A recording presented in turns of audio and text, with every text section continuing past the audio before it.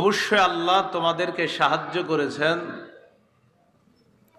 বদরের যুদ্ধে, বদর প্রান্তরে, যখন তোমরা হীনবল ছিলে, সংখ্যায় কম ছিলে, অস্ত্র শস্ত্র তোমাদের বেশি ছিল না, সংখ্যাও তোমাদের বেশি ছিল না, প্রস্তুতিও তোমাদের বেশি ছিল না, কিন্তু আল্লাহ তোমাদেরকেই সাহায্য করেছেন। সহজে মনে রাখার জন্য আপনারা যদি আপনাদের শরীর, দেহ এবং মনটা এখানে রেখে কয়েকটা কথা শোনেন, ঐতিহাসিক বদর ময়দান, বিষয়টা সহজে আমাদের বুঝে আসবে। আমাদের নবী প্রিয় নবী হযরত মুহাম্মদ সাল্লাল্লাহু বদর আলাইহি ওয়াসাল্লাম 313 জন সাহাবী এটা একটা স্থানের নাম। যুদ্ধ করেছিলেন। কেউ কেউ লিখেছেন একটা বাণিজ্যিক স্থানের নাম, বাণিজ্যিক এলাকার নাম বদর। কেউ লিখেছেন একটা কূপের নাম বদর, এটাকে কেন্দ্র করে পুরো এলাকার নাম বদর। বদর মুসলমানদের জন্য একটা ঐতিহাসিক যুদ্ধ সংঘটিত হয়েছে, ঐতিহাসিক যেটাকে ইয়াউমুল ফুরকান বলা হয়, সত্য মিথ্যার পার্থক্যকারী দিন। প্রিয় নবী হযরত মুহাম্মদ সাল্লাল্লাহু আলাইহি ওয়াসাল্লাম 313 জন বদরের প্রান্ত, বদর যুদ্ধ যেখানে হয়েছে, এটা মদিনা থেকে দক্ষিণ পশ্চিমে 155 থেকে 160 কিলোমিটার দূরে অবস্থিত, বর্তমান কিলোমিটারের হিসাব অনুযায়ী। তাহলে পশ্চিম দক্ষিণ, পশ্চিম দক্ষিণে 155 থেকে 160 কিলোমিটার দূরে অবস্থিত। ঐতিহাসিক বদর ময়দান, বদরের যুদ্ধে রাসূল সাল্লাল্লাহু আলাইহি সাল্লাম বের হলেন কবে? দ্বিতীয় হিজরির 12ই রমজান 624 খ্রিস্টাব্দ মোতাবেক 11ই মার্চ 313 জন সাহাবীর একটা দল নিয়ে রাসূলুল্লাহ সাল্লাল্লাহু আলাইহি সাল্লাম বের হয়েছিলেন। বদর একটি স্থানের নাম। বদর মদিনা থেকে দক্ষিণ পশ্চিমে 155 থেকে 160 কিলোমিটার দূরে অবস্থিত। বদরে রাসূল সাল্লাল্লাহু আলাইহি সাল্লাম 12ই রমজান দ্বিতীয় হিজরি 624 খ্রিস্টাব্দ 11ই মার্চ রাসূল সাল্লাল্লাহু আলাইহি সাল্লাম 313 জনের একটা কাফেলা নিয়ে বের হয়েছেন। রাসূল মদিনা থেকে বের হওয়ার পর নবীর অবর্তমানে মদিনার অস্থায়ী গভর্নর, নবী যাকে নিয়োগ দিয়েছিলেন, তার নাম আবু লুবাবা বিন আব্দুল মুনজির রাদিয়াল্লাহু তাআলা আনহু। সাহাবারা বদর যুদ্ধে রওনা করার সময় যে পতাকাটা বহন করে নিয়ে গিয়েছেন, পতাকার রং ছিল সাদা। যেই সাহাবীর হাতে বদর প্রান্তরের মুসলমানদের পতাকা ছিল, যিনি বহন করে পতাকাটা বদরে নিয়ে গিয়েছেন, তার নাম মুসআব ইবনে উমাইর রাদিয়াল্লাহু তাআলা। বদর একটি স্থানের নাম। বদর মদিনা থেকে দক্ষিণ পশ্চিমে 155 থেকে 160 কিলোমিটার দূরে। 12ই রমজান দ্বিতীয় হিজরি 624 খ্রিস্টাব্দ মোতাবেক 11ই মার্চ 313 জনের একটি দল নিয়ে নবী বের হয়েছে। অস্থায়ী গভর্নর যাকে বানিয়েছেন, নাম আবু লুবাবা বিন আব্দুল মুনজির রাদিয়াল্লাহু তাআলা। যেই পতাকাটি মুসলমানরা বহন করেছিলেন তার রং ছিল সাদা।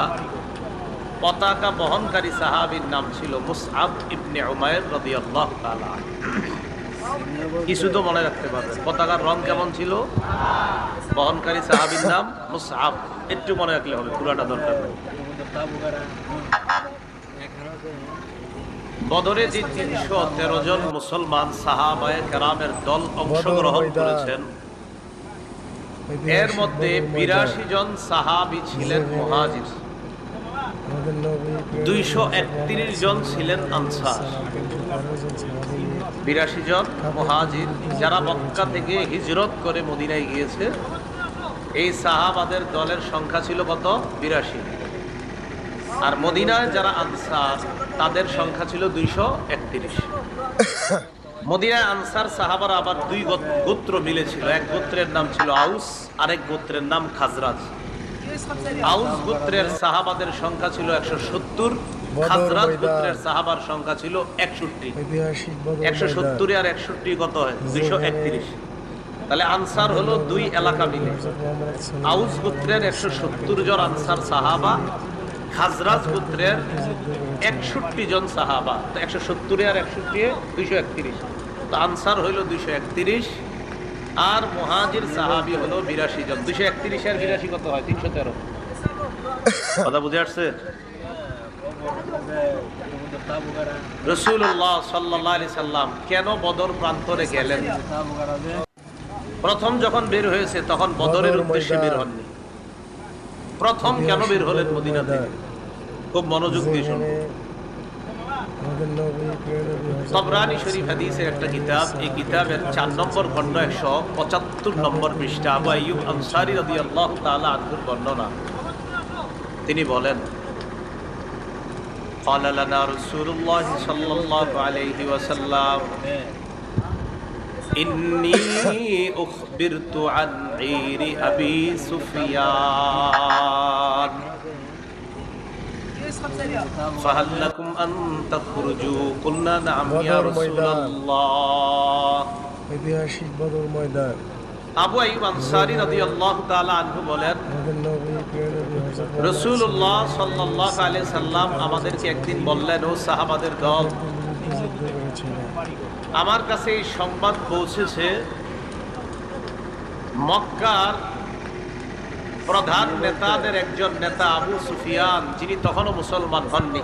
এই আবু সুফিয়ান বাণিজ্যিক এক কাফেলা নিয়ে শাম দেশে গিয়েছে।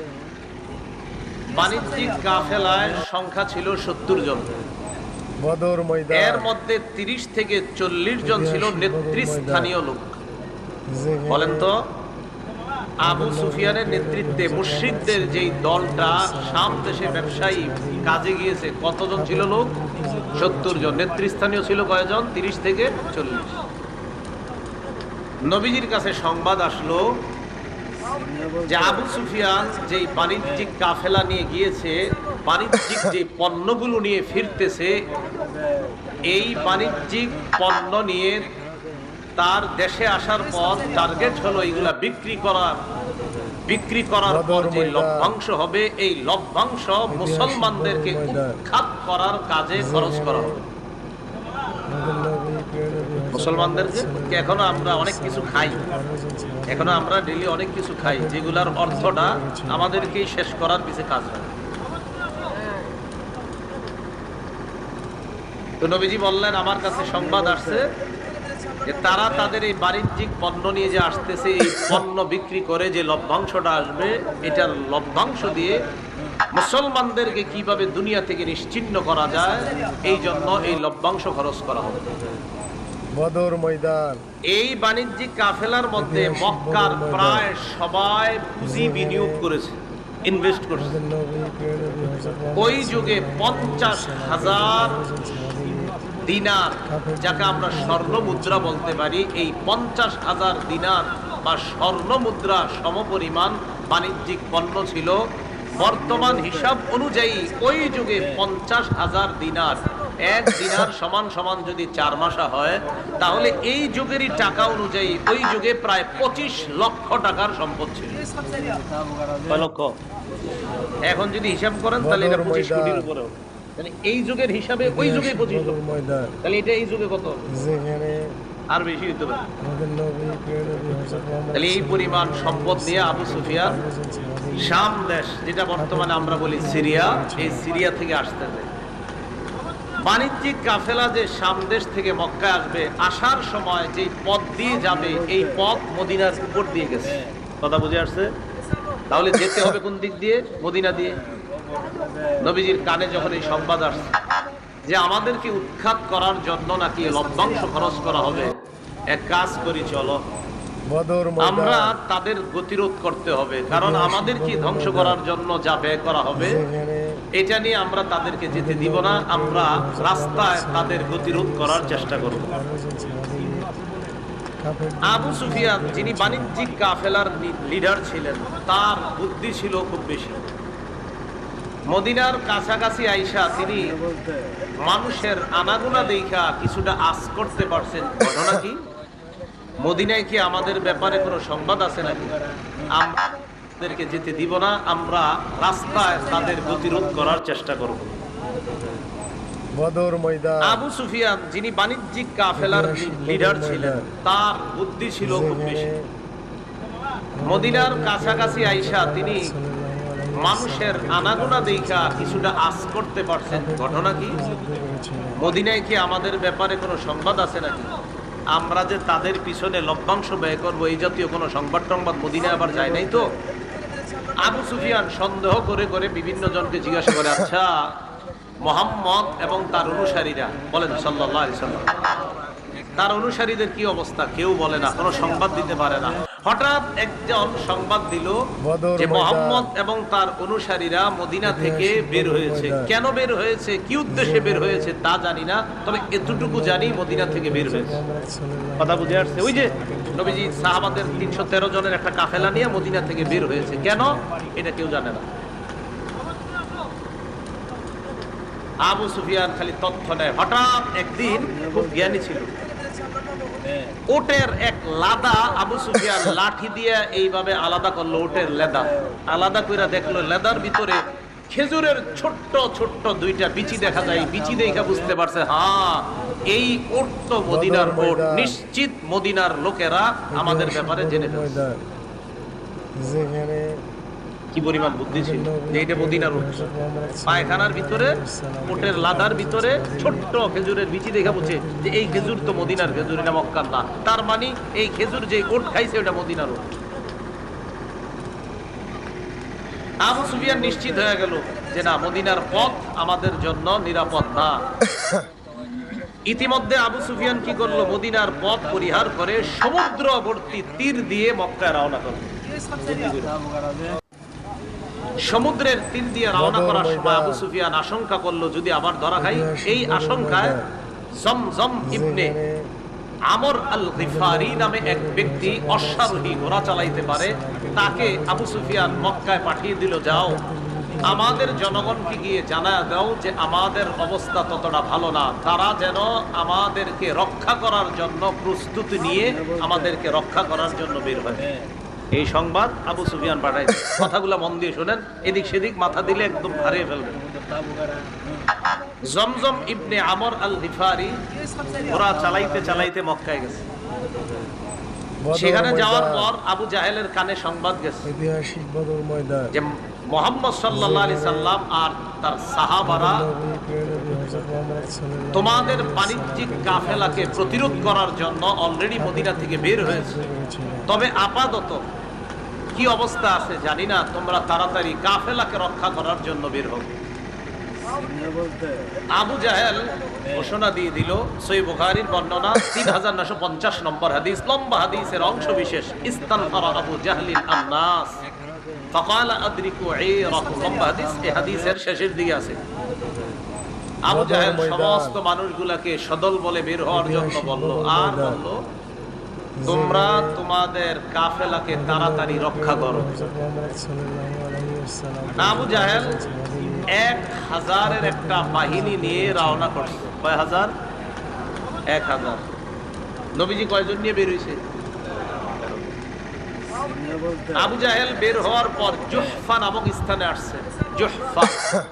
জুহফা নবীজি কাফেলা নিয়ে বের হয়ে জাফিরান নামক স্থানে অবস্থান করতেছে। মনে রাখবেন, আবু জাহেল বের হয়ে জুহফা নামক স্থানে আসছে। নবীজি বের হয়ে যেখানে অবস্থান করতেছে এটার নাম জাফিরান, এই এলাকায় অবস্থান করতেছে। ইতিমধ্যে আবু সুফিয়ান যখন সমুদ্রের তীর দিয়া নিরাপদে মক্কার কাছাকাছি চলে যাচ্ছে, সংবাদ পাঠায়া দিছে আবু জাহেলের কাছে যে আর যুদ্ধ করার দরকার নাই, ফিরে আসতে বলো। ওই যে যারা জুহফায় গিয়ে অবস্থান করছে আবু জাহেল, আবু জাহেল তো মদিনার মুসলমানদেরকে উদ্ধার করার উদ্দেশ্যে রওনা করছে। তো জুহফা নামক এলাকায় আসার পর আমি আপনাদের এখানে আসবো, ইটাখোলা আসার পর একজন বললো আসা দরকার নাই, চলে যান। বুঝে আসছে কথাটা? তো ঠিক এইভাবে আবু জাহেল বের হয়েছে, জুহফা নামক স্থানে আসছে। আসার পর আবু সুফিয়ান সংবাদ পাঠায় দিছে, যুদ্ধ করার আর দরকার নাই, ফিরে আসো, আমরা নিরাপদে মক্কায় পৌঁছে গেছি। ঐতিহাসিক বদর বলে ময়দান জিহাদের আর দরকার নাই, যুদ্ধের আর দরকার নাই। আবু জাহেল সাথীদের সাথে পরামর্শ করে বলল, মুসলমানদেরকে একটা শিক্ষা দেওয়া দরকার, যেহেতু বের হয়ে গিয়েছি অতএব ফিরে যাওয়া আর দরকার নাই, এইগুলারে দুনিয়া থেকে বিদায় কইরা এরপর আসবো, চলো। নর্তকীদেরকে নাচাইতে নাচাইতে অস্ত্রে শস্ত্রে সুসজ্জিত হয়ে 1000-এর বাহিনী নিয়ে আবু জাহেল আর তার সাথীরা রওনা করছে। কি না, যুদ্ধই করবে, ফায়সালা হবে, মুসলমানদেরকে বিদায় করবে দুনিয়া থেকে। রাসূল তখন জাফিরান নামক স্থানে সংবাদ পাইল যে আবু সুফিয়ান তো নিরাপদে সমুদ্রের তীর দিয়ে চলে গেছে। এদিক দিয়ে আবু জাহেল হুজুর রওনা করে জুহফা নামক স্থানে আসছে। আসার পর আবু সুফিয়ান চলে যেতে বলেছে, কিন্তু আবু জাহেল যাচ্ছে না। আবু জাহেল আমাদেরকে উৎখাত করার জন্যই আসতেছে। রাসূলুল্লাহ সাল্লাল্লাহু আলাইহি সাল্লাম তখন বললেন, কি করা যায়? তো রাসূলুল্লাহ সাল্লাল্লাহু আলাইহি সাল্লাম বললেন, আশিরু আলাইয়া আইয়ুহান নাস, ও সাহাবারা তোমরা পরামর্শ দাও আমারে। ফাকাবা আবু বকর ওয়া ক্বালা ওয়া আহসানা, আবু বকর সিদ্দিক রাদিয়াল্লাহু তাআলা আনহু দাঁড়াইলেন, খুব চমৎকার ভাষণ দিলেন আর বললেন, কোনো সমস্যা নাই, চলেন আমরাও যাই। সুম্মা কামা উমর ইবনুল খাত্তাব ওয়া ক্বালা ওয়া আহসানা, ওমর রাদিয়াল্লাহু তাআলা আনহু চমৎকার ভাষণ দিলেন, তবে নবীর টার্গেট অন্য কিছু। নবীজি চাইতেছে শুধু মুহাজিররা কেন বলে, মুহাজিররা তো 82 জন মাত্র, আনসার তো 231 জন, তো আমার মুহাজির সাহাবারা কেন বলে? আরে তাদের থেকে কেউ কিছু কেন বলে না? রাসূলুল্লাহ সাল্লাল্লাহু আলাইহি সাল্লাম যখন প্রথমে বললেন যে এরকম কাফেলা তো আসতেছে, কি করা যায়? তো প্রথম জবাব ছিল সাহাবাদের এরকম, আমরা বললাম আজকে আমাদের এই পরিমাণ শক্তি নাই যে তাদের সাথে লড়াই করতে পারবো। কারা? সাহাবাদের বক্তব্য যে এই পরিমাণ শক্তি নাই যে লড়াই করতে পারবো আমরা। তখন নবীজি চিন্তা করলেন কি করা যায়, খালি পরামর্শ চায়। তো মুহাজির সাহাবীদের মধ্যে আবু বকর দাঁড়ায় বললেন চলেন, ওমর বললেন চলেন, কিন্তু নবীজির টার্গেট অন্য কিছু, আনসারদের কেউ দাঁড়ায় না। فقام المقداد رضي الله تعالى عنه, আনসারদের মধ্যে মিকদাদ রাদিয়াল্লাহু তাআলা আন সাহস করে দাঁড়িয়ে গেলেন। আনসারদের মধ্যে হযরত মিকদাদ দাঁড়ানোর পর তার বক্তব্যটা বুখারীতে আসছে, সহিহ বুখারীর 4609 নম্বর হাদিসে আসছে। قال المقداد رضي الله تعالى عنه لرسول الله صلى الله عليه وسلم لا نقول لك كما قالت بنو إسرائيل لموسى فاذهب أنت وربك فقاتلا إنا هاهنا قاعدون ولكن امضي أنت ونحن معك وفي رواية ونحن معك مقاتلون। মিকদাদ রাদিয়াল্লাহু তাআলা আনহু দাঁড়ায় বললেন, হুজুর ঐতিহাসিক বদর ময়দান, আমরা আপনাকে ওই কথা বলবো না যেই কথা বনি ইসরাইল মুসা নবীরে বলছে।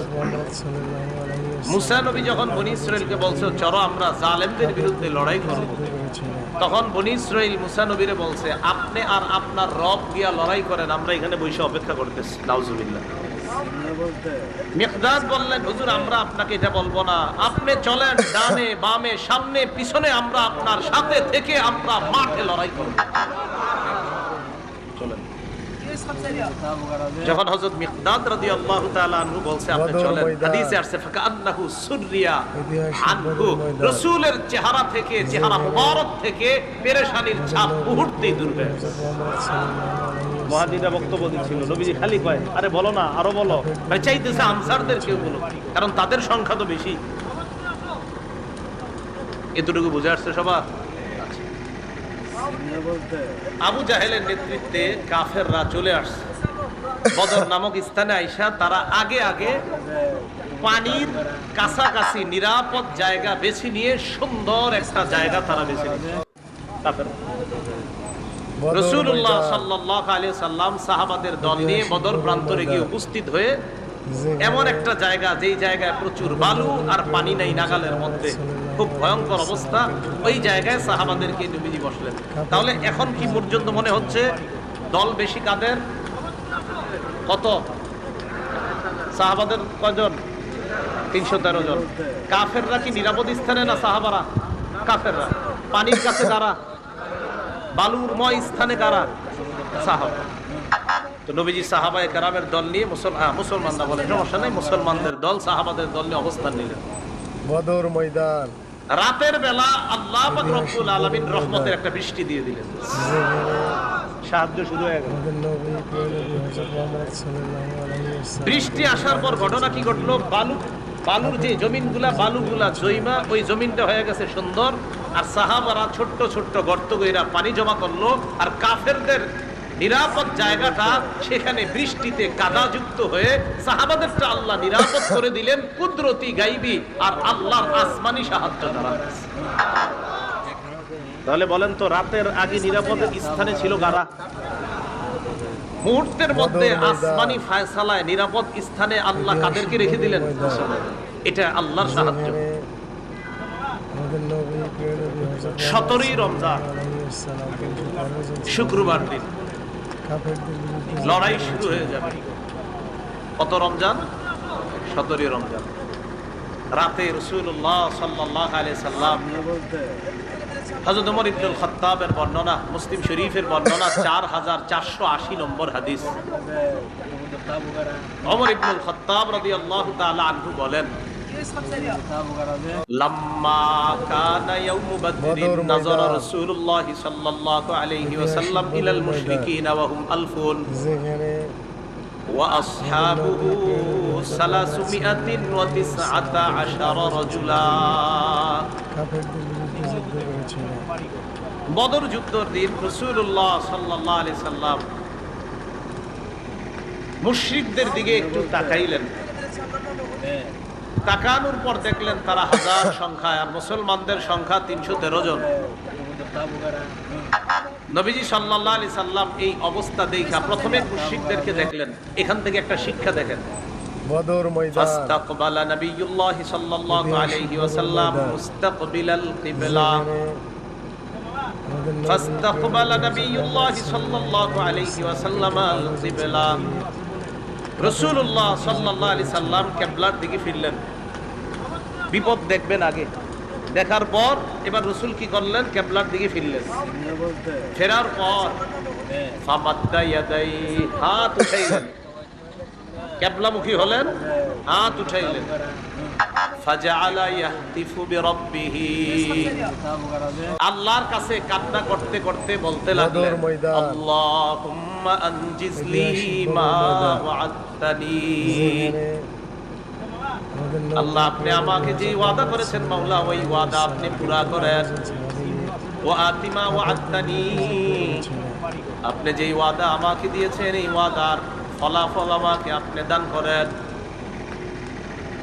আল্লাহুম্মা ইন তাহলিক হাযিহিল ইসাবাতু মিন আহলিল ইসলাম ফালান তু'বাদ বা'দু ওয়া ফি রিওয়ায়া ফালা তু'বাদ। মুসলমানদের এই দলটা যদি মাবুদ আজকে ধ্বংস হয়ে যায়, আপনার ইবাদত করার মতো আর কোনো মানুষ থাকবে না। ঐতিহাসিক বদর ময়দান, যেখানে নবীজি কান্তা করতে লাগলেন। ওয়া সাকাতা রিদাহু আন মানকিবাই, হাত উঠাইতে উঠাইতে এক পর্যায়ে আল্লাহর নবীর চাদর মুবারক কাঁধ থেকে পড়ে যায়। হাত এত উঠাইছে চাদর পড়ে গেছে। ফাতাহু আবু বকরিন, আবু বকর পিছনে আসলেন। আসার পর আখাযা রিদাহু, চাদরটা নিলেন। ওয়া আলকাহু আলা মানকিবাই, চাদরটা আল্লাহর নবীর কাঁধ মুবারকের মধ্যে দিয়ে দিলেন।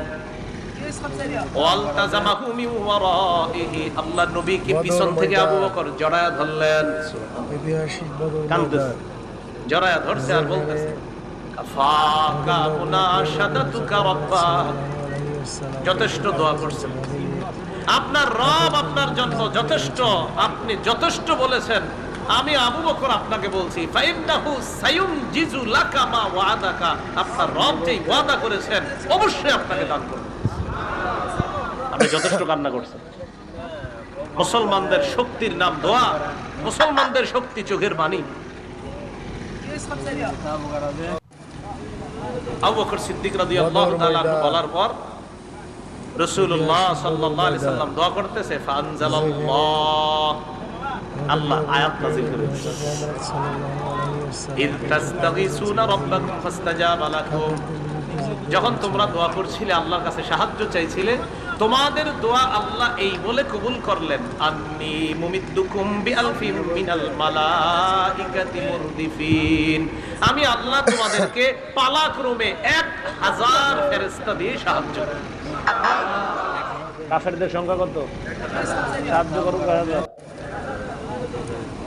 বদর যদি আরো ময়দান, ব্যাখ্যা আছে ঐতিহাসিক বদর ময়দান। রাসূলুল্লাহ সাল্লাল্লাহু আলাইহি সাল্লাম, এটা মুসলিম শরীফের হাদিস, এখনো শেষ হয় না, এতটুকু রাখেন। 4480 নম্বর হাদিস শোনাচ্ছি, মোট হাদিস সংখ্যা হবে 7553টা, তাকরার সহ হাদিস। নবীজি সাল্লাল্লাহু আলাইহি সাল্লাম রাতে ঘুমাইছে, রাতে একটু ঘুমাইছে। ইবনে হিশামের মধ্যে আসছে, সিরাত ইবনে হিশামের মধ্যে আসছে, ইবনে ইসহাক রাহমাতুল্লাহি আলাইহি বরাতে সহিহ সনদে, ফানামা রাসূলুল্লাহ সাল্লাল্লাহু আলাইহি ওয়াসাল্লাম ওয়াস্তাইকাযা, নবীজি ঘুমাইছে, ঘুম থেকে জাগ্রত হইছে, হওয়ার পর আবু বকর সিদ্দিক রাদিয়াল্লাহু তাআলা আনহুকে ডাক দিয়ে বললেন, আবশির ইয়া আবা বকরিন, আবু বকর সুসংবাদ গ্রহণ করো, আতাকা নাসরুল্লাহ, আল্লাহর যে সাহায্য আসার কথা, আবু বকর আমি ঘুমে দেখলাম সাহায্য এসে গেছে। এখন কিন্তু শুরু হয় না, কিন্তু সাহায্য এসে গেছে। রাসূলুল্লাহ সাল্লাল্লাহু আলাইহি সাল্লাম দোয়া করলেন, আর আল্লাহ বললেন 1000 ফেরেশতা দিয়ে সাহায্য করব। হাদিসে আসছে ফাআমাদাহুল্লাহু বিল মালাইকা, বাস্তবে বদরের যুদ্ধে আল্লাহ অসংখ্য অগণিত ফেরেশতা দিয়ে সাহায্য করেছেন। বদর ময়দান, যেখানে সাহায্যের একটু বর্ণনা আমরা শুনি, মুসলিম শরীফেরই পরের অংশে আসছে। আব্দুল্লাহ ইবনে আব্বাস রাদিয়াল্লাহু তাআলা আনহুমার বর্ণনা, তিনি বলেন, বাইনামা রাজুলুম মিনাল মুসলিমিনা ইয়াশতাদ্দু ফি আথারি রাজুলিম মিনাল মুশরিকিনা, বদর যুদ্ধের দিন এক মুসলমান আরেক বেঈমানের পিছনে দৌড়াইতেছে, এক মুসলমান আরেক বেঈমানকে দৌড়াইতেছে, এভাবে দৌড়াইতেছে। ইদ সামিআ সাউতান বদর ময়দান, বিদরবাতি ফাওকাহু ওয়া সাউতাল ফারিস, যেখানে হঠাৎ তিনি একটা চাবুকের আওয়াজ শুনলেন উপর থেকে, আরেকজন ঘোড়সওয়ারের আওয়াজ, ইয়াকুলু, যে বলতেছে, আকদিম হাইজুম, হাইজুম তুমি সামনে যাও।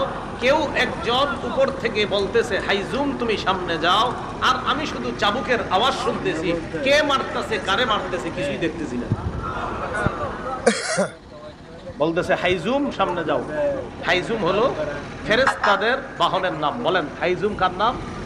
বাহনের নাম হাইজুম। হাইজুম আগাও আগাও।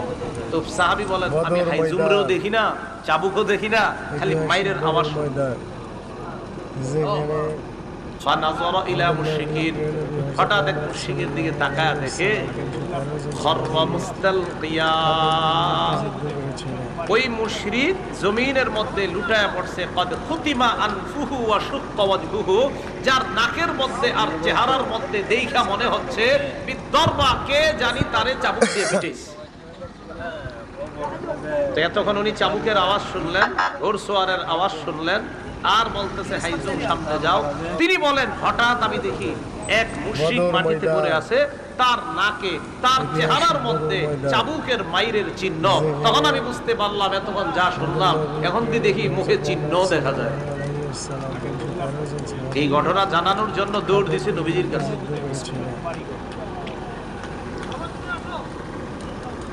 আপনারা একটু মন দিয়ে শুনতে হবে, আমি একটু আস্তে আস্তে বলবো। আজকে আপনার ওই যে 4র্থ ডোজ দিলাম, টিকা টিকা, এই জন্য মোটামুটি একটু অবস্থা ইয়াতে আছে। রাসূলুল্লাহ সাল্লাল্লাহু আলাইহি সাল্লামের কাছে বলার জন্য রওনা করছে। ফাহাদ্দাসা বিযালিকা রাসূলুল্লাহ সাল্লাল্লাহু আলাইহি ওয়াসাল্লাম, আনসারী সাহাবী রাসূলুল্লাহ সাল্লাল্লাহু আলাইহি সাল্লামের কাছে গিয়েছে সংবাদটা জানানোর জন্য।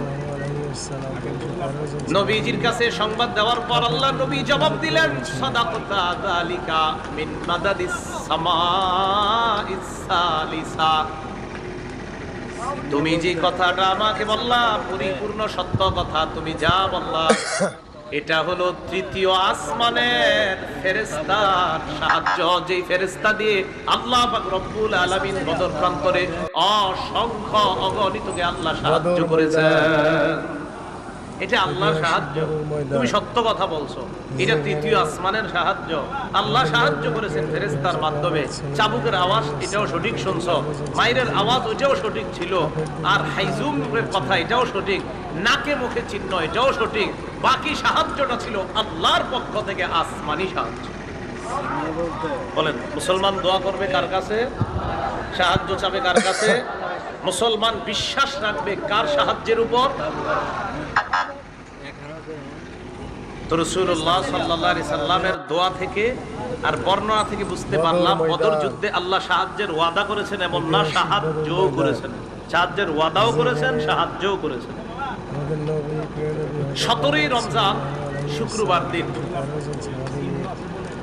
বদর প্রান্তরে এক পাশে বেঈমানরা, আরেক পাশে মুসলমানরা। খুব মনোযোগ দিয়ে শোনেন। কাফেরদের পক্ষ থেকে 3 জন মাঠে আসছে। 3 জন। একজনের নাম উতবা, আরেকজনের নাম শাইবা, আরেকজনের নাম ওলীদ। মনে থাকবে নি? আল্লাহ জানে। উতবা, শাইবা। পতাকার কালার কি? মুসলমানদের। বহনকারীর নাম মুসা। বহনকারীর নাম খ্রিস্টাব্দ মোতাবেক কয় তারিখে নবীজি বের হয়েছিলেন? 11ই মার্চ। আর কতই রমজান বের হয়েছিলেন? 12ই রমজান। আর যুদ্ধ সংগঠিত হবে কতই রমজান? কাফেরদের মধ্যে 3 জন আসছে, উতবা, শাইবা, ওলীদ। আসার পর দাঁড়ায় রয়েছে। আনসারদের মধ্য থেকে 3 সাহাবী মাঠে গেছে। সুবহানাল্লাহ। 3 জন যাওয়ার পর উতবা, ওই কাফেরদের মধ্যে যে 3 জনের একজন উতবা ডাক দিয়ে বলল, এই তোমরা কারা? আবার তোমরা তো আমাদের শত্রু না। তাদেরকে তো চিনে না। চিনে তো কাদেরকে? মুহাজিরদেরকে চিনবে, কারণ মুহাজিররাই তো তাদের এলাকার। তোমরা আবার কারা? তোমরা তো আমাদের শত্রু না, আর তোমরা নিচু জাত। নাউজুবিল্লাহ। এটা সেটা বইলা তোমরা মাঠে কেন যাও? তোমরা ভাগো। আমরা যাদেরকে শত্রু মনে করি, প্লেয়ার মনে করি, তাদেরকে পাঠাও। এটা উতবার অহংকার সুলভ বক্তব্য। রাসূলুল্লাহ সাল্লাল্লাহু আলাইহি সাল্লামের নির্দেশে, খুব মন দিয়ে শুনবেন, মুসলমানদের মধ্যে মুহাজিরদের মধ্যে 3 সাহাবা মাঠে আসলেন। সুবহানাল্লাহ। একজন হযরত আলী রাদিয়াল্লাহু তাআলা, আরেকজন হযরত হামজা, আরেকজন উবাইদা রাদিয়াল্লাহু তাআলা। তাহলে প্রথমে আনসাররা আসছিল, তারা কয় না তোমরা দরকার নেই, আমাদের গোত্রের যেগুলো আছে সেগুলো পাঠাও। নবীজির নির্দেশে হযরত আলী আসলেন, হযরত হামজা আসলেন, হযরত উবাইদা আসলেন। খুব মন দিয়ে যদি শোনেন কথাগুলো মনে রাখা যাবে। অপর পাশে কাফেরের একজনের নাম উতবা, এই পাশে এক সাহাবীর নাম উবাইদা। উবাইদা, উতবা, যদি এই 2 অক্ষর মনে রাখেন তো মনে রাখবে। উতবার সাথে লড়াই হয়েছে উবাইদার। হ্যাঁ, উতবার সাথে উবাইদা। উতবার সাথে কার? উবাইদা। এটা মনে সহজে মনে রাখার জন্য। শাইবার সাথে লড়াই হয়েছে হযরত হামজার। আলী রাদিয়াল্লাহু তাআলা আনহুর সাথে লড়াই হয়েছে ওলীদের। আল্লাহর কুদরতে, আল্লাহর মেহেরবানিতে 3 মুসলমানের কাছে 3 জন সশস্ত্র কাফের শোচনীয়ভাবে পরাজয় বরণ করেছে। তবে উবাইদা যে উতবা, যে বারবার নামটা মনে করাইলাম, ওই উতবার সাথে যে উবাইদা, এই উবাইদা রাদিয়াল্লাহু তাআলা আনহু উতবাকে জাহান্নামে পাঠিয়েছে ঠিক, কিন্তু উবাইদা রাদিয়াল্লাহু তাআলা লড়াইয়ের এক পর্যায়ে পায়ে একটা আঘাত খেয়েছিলেন, পায়ে। ওই আঘাতে হযরত উবাইদা রাদিয়াল্লাহু তাআলা আনহু শাহাদাত বরণ করেছেন।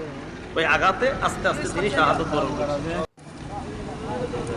কাফেররা চিন্তা করলো, সর্বনাশ, 3 জনের সশস্ত্র বাহিনী পাঠাইলাম, এই যদি হালাত হয়, এইভাবে আর একা একা যাইলে ঠিক হবো না। সবগুলো একসাথে নামি, 1000-এর 3 জন গেলে রইল কত? 997। সবগুলা একসাথে মাঠে আসছে। উপায় না দেখে সাহাবায়ে কেরামও মাঠে নামছে।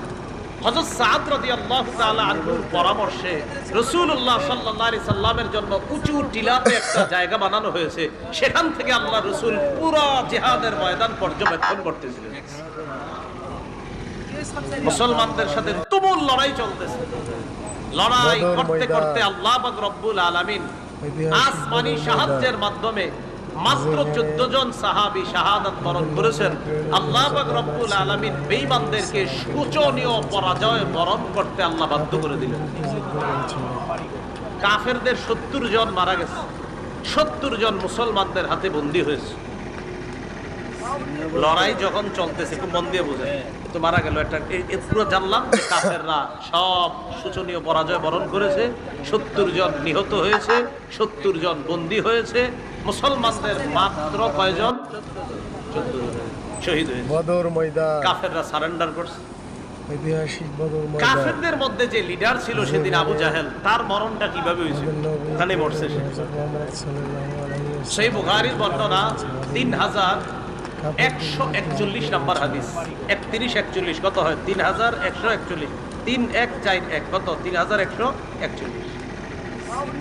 এই হাদিসের মধ্যে আছে আব্দুর রহমান ইবনে আউফ রাদিয়াল্লাহু তাআলা আনহুর বর্ণনা। তিনি বলেন, বাইনামা আনা ওয়াকিফুন ইয়াউমা বাদরিন ফিস সাফ ফাইদা আনা বিগুলামাইন মিনাল আনসার হাদিসাতিন আসনানুহুমা। বদর ময়দান, বদর যুদ্ধের দিন আমি সারিতে দাঁড়িয়েছিলাম, দলে দাঁড়িয়েছিলাম, কাতারের মধ্যে দাঁড়িয়েছিলাম। ফানাযারতু আন ইয়ামিনি ওয়া আন শিমালি, ডানে তাকাইলাম, বামে তাকাইলাম। ফাইযা আনা বিগুলামাইনি মিনাল আনসার হাদিসাতিন আসনানুহুমা।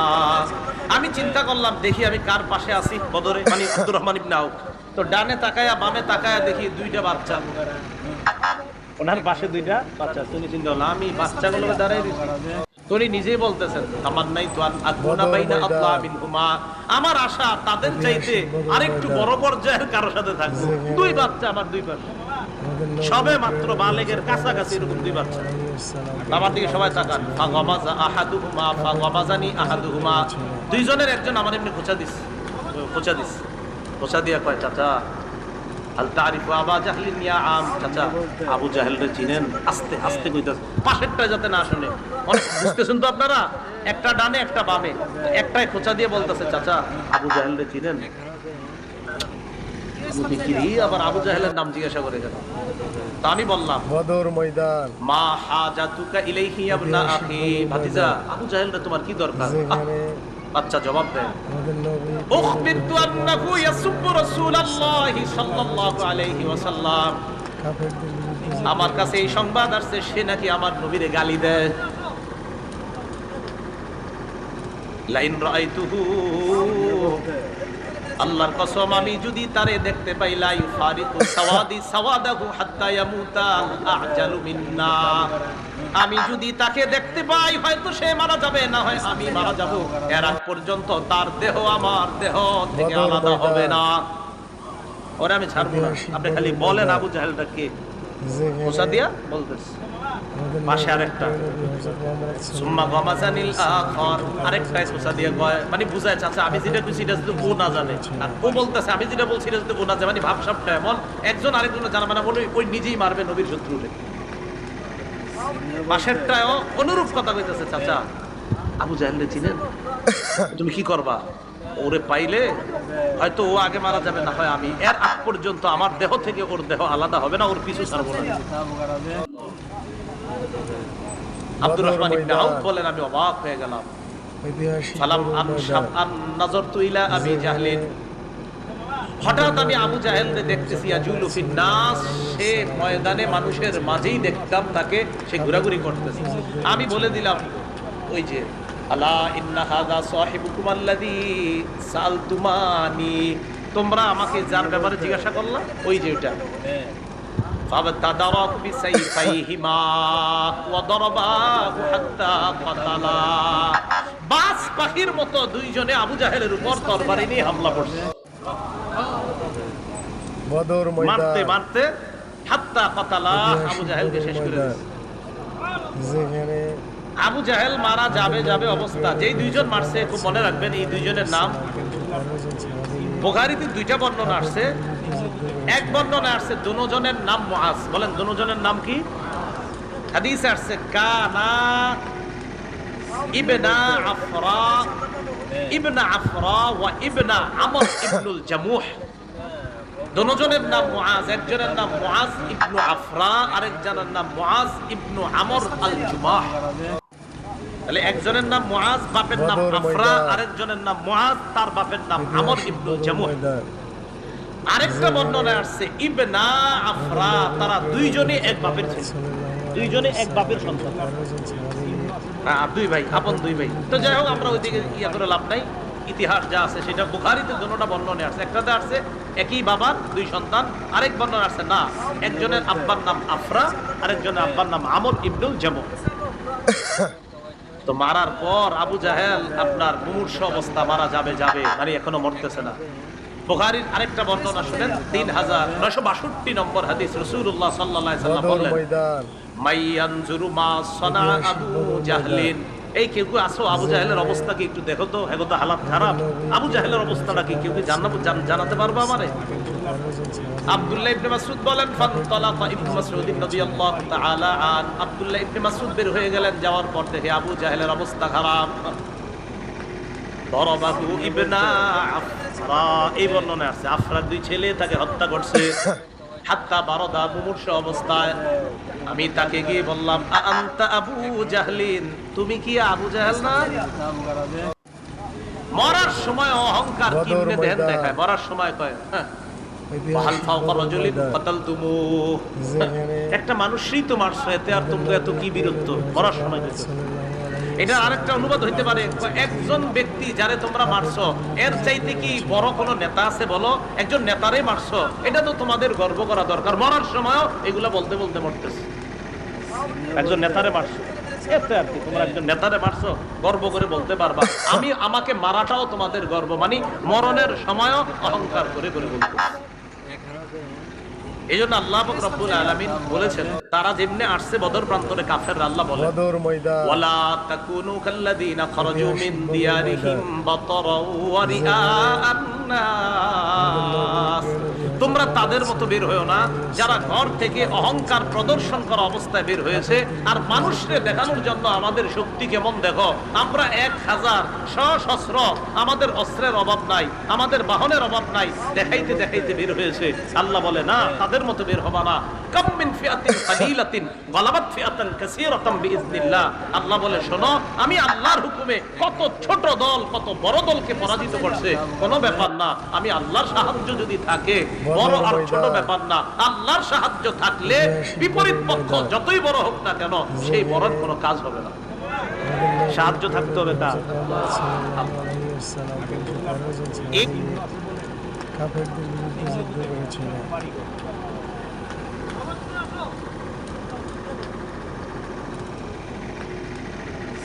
বলতে